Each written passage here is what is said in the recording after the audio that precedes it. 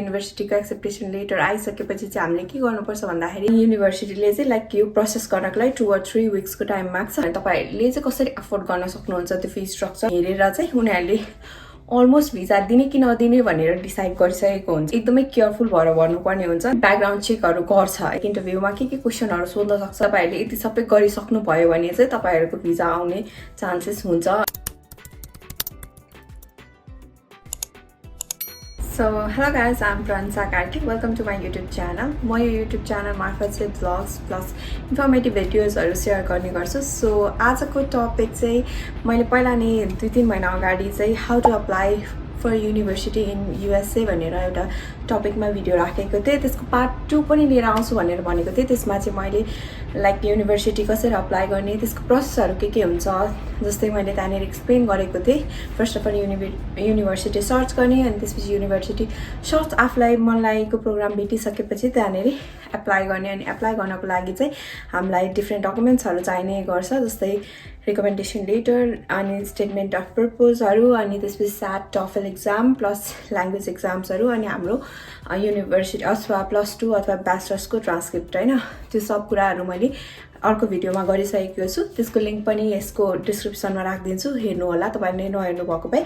अब चाहिँ युनिभर्सिटीमा चाहिँ एक्सेप्ट भइसकेपछि तपाईले एडमिसन पाइसक्नु भयो, त्यसपछिको कुरा गरौँ है त। अनि अब तपाईले चाहिँ कुनै मनपर्ने युनिभर्सिटी भेट्नु भयो, प्रोग्राम पनि भेट्नु भयो, सबै कुरा म्याच भयो, तपाईले अप्लाई गर्नु भयो, युनिभर्सिटीले पनि एक्सेप्ट गर्यो हैन।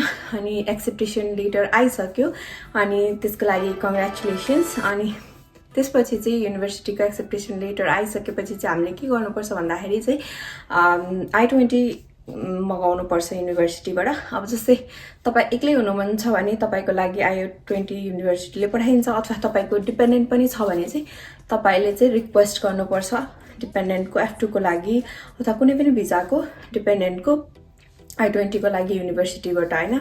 अनि युनिभर्सिटीले चाहिँ लाइक यो प्रोसेस गर्नको लागि 2 or 3 विक्सको टाइम माग्छ अनि त्यो भइसकेपछि उनीहरुले I-20 बनाएर पठाइदिन्छ।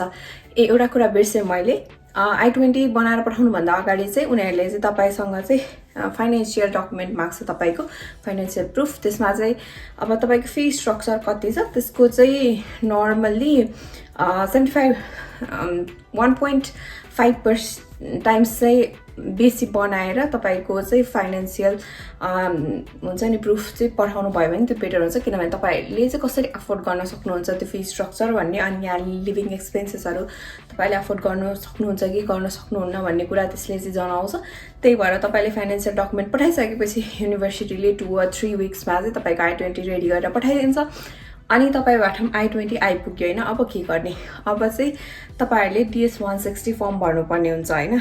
अनि DS-160 फर्म चाहिँ अलि लेन्दी हुन्छ, त्यो चाहिँ मजाले तपाईले गरेर भर्नुपर्ने हुन्छ। यो पनि भन्ने गरिन्छ कि DS-160 फर्म हेरेर चाहिँ उनीहरुले अलमोस्ट भिजा दिने कि नदिने भनेर डिसाइड गरिसकेको हुन्छ अरे। लाइक हुन्छ नि 75% चाहिँ DS-160 फर्मले रोल प्ले गर्छ। अनि DS-160 फर्म भर्दाखेरि एकदमै केयरफुल भएर भर्नुपर्ने हुन्छ। त्यहाँनेर चाहिँ तपाईले लाइक हुन्छ नि झुटो के पनि भर्ने हैन, सबै साचो साचो भन्नुपर्ने हुन्छ। किनभने तपाईको उनीहरुले चाहिँ अलरेडी ब्याकग्राउन्ड चेकहरु गर्छ हैन। जस्तै सोशल मिडियाहरुमा तपाईले कस्तो पोस्ट गरिरहनु भएको छ देखि लिएर तपाईले त्यहाँ लेख्नु भएको कुरा साचो हो कि होइन भनेर उनीहरुले ब्याकग्राउन्ड चेक मजाले गर्ने हुनाले चाहिँ तपाईले त्यसमा साचो साचो कुरा भर्यो भने चाहिँ बेटर हुन्छ। किनभने यो मान्छे चाहिँ साचो बोल्दो रहेछ भन्ने कुरा इमेज जान्छ अनि त्यसपछि तपाईले भिजा पाउने चान्सेस पनि बेसी हुन्छ हैन। अनि तपाईले DS-160 फर्म भरिसक्नु भयो अनि त्यसपछि एम्बेसी अब कुन चाहिँ कन्ट्रीबाट अप्लाई गर्न लाग्नु भएको त्यसको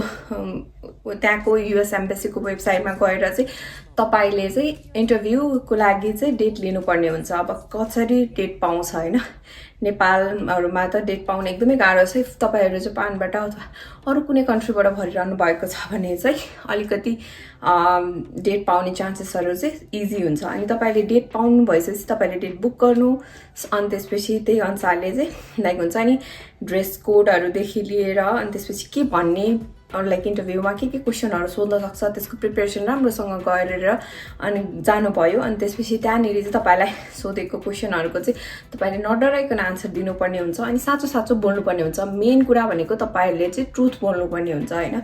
यति सबै गरिसकेपछि चाहिँ तपाईहरुको भिजा लाइक हुन्छ नि एक्सेप्टेन्स को चान्सेस चाहिँ बेसी हुन जान्छ अनि तपाईहरुले यति सबै गरिसक्नु भयो भने चाहिँ तपाईहरुको भिजा आउने चान्सेस हुन्छ अनि पाउनुहुन्छ भन्ने लाग्छ है मलाई मेरो चाहिँ यही नै प्रोसेस थियो सो यति नै गरिसकेपछि मैले चाहिँ सबै प्रोसेसहरु तपाईहरुलाई राम्रोसँग बुझाइ नै दिएको हुन्छु अझै पनि डिटेलमा तपाईहरुलाई प्रोसेस चाहिएको छ भने तपाईले कमेन्ट गर्नुहोस् तल कमेन्ट बक्समा अनि त्यसपछि म चाहिँ अझै डिटेलमा कसरी DS 160 फर्म भर्ने अनि कसरी चाहिँ भिको लागि डेट लिने यो सब कुराहरु पनि तपाईलाई अझै डिटेलमा चाहिन्छ भने चाहिँ म अझै डिटेलमा भिडियो बनाउने छु so thank you so much आज यति भिडियो हेर्दिनु भएकोमा अर्को नेक्स्ट भिडियो लिएर म अब probably 1-2 weeks मा आउने नै छु थ्यांक यू सो मच अनि तपाईहरु लाइक कमेन्ट सब्स्क्राइब अनि शेयर गर्न नबिर्सिनु होला bye bye have a good day